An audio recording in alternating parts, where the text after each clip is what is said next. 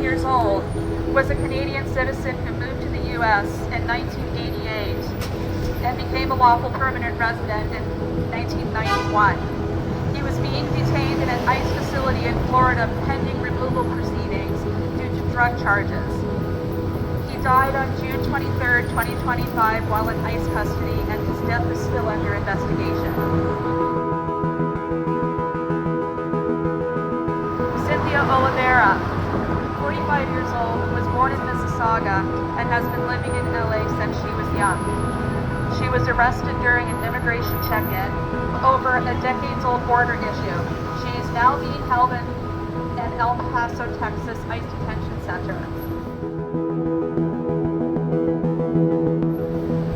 Paula Callejas, a 45-year-old from Montreal, was in the process of finalizing a work visa when she was arrested for a misdemeanor and transferred to an ICE facility 3 months ago.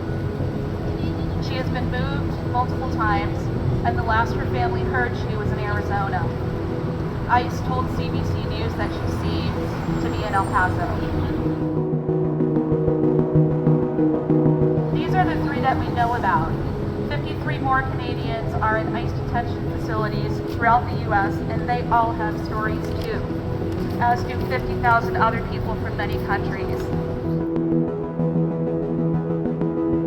Last month, Stephen Miller, the White House Chief of Staff and white supremacist, increased ICE's arrest quotas from 650 to 3,000 per day.